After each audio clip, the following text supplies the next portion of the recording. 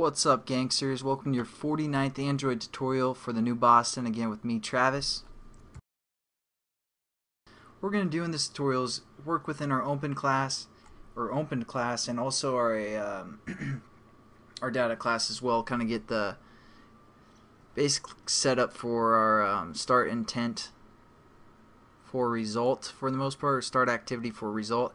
So what we're going to do basically first is set up a new variable, or set up these radio buttons to do something. Sorry, I was reading something on my other computer, so sorry if I was kind of sidetracked there. But what we're going to do is basically set up a string variable.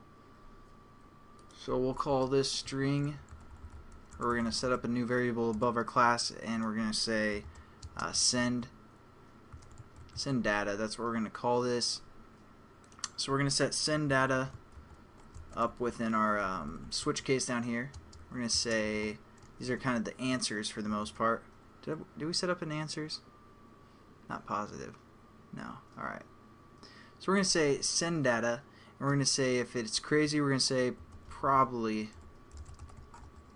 right.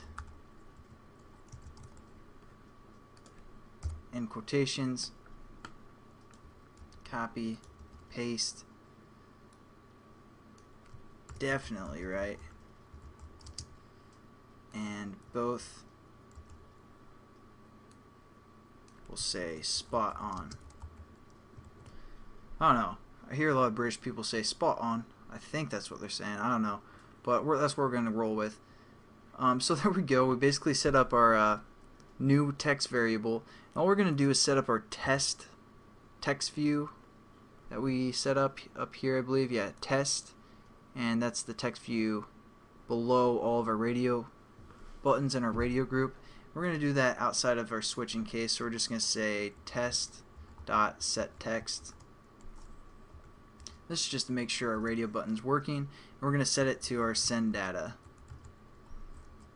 So there we go. Basically, as you can see, here's our switching case, but we're still within our on-check change listener right here. So basically it's going to go through the switching case, set this data up according to which radio button's pressed, and then it's going to break the switch statement, and it's going to call this method where it's going to change the test text. So there we go. We basically set that up, and now we're going to set up our just kind of messing around as well. We're going to set up our start activity for result. So how we're going to do that is basically we're going to set up an intent,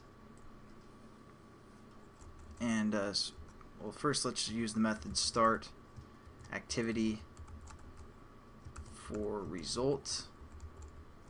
We're going to say I because that's what we're going to label our intent, and now all we have to do is basically start our activity for result, and we also have to set 0 as well. This is just kind of a default value that the start activity for result takes in.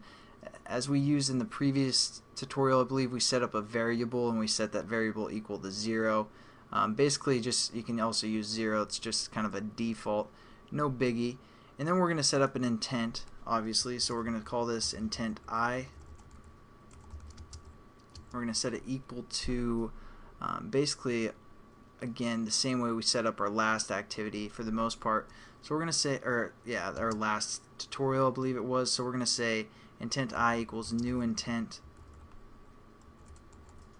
I'm just going to copy this line here, and again it gives it the context of this class and what class it wants to open, so it kind of has a reference.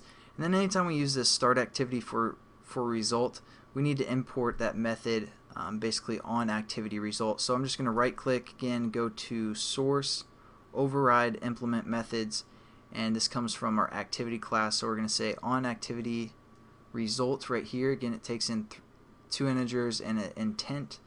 I'll break this down more as we use this method, but basically we've set this method up now, and that's pretty much the end of the tutorial.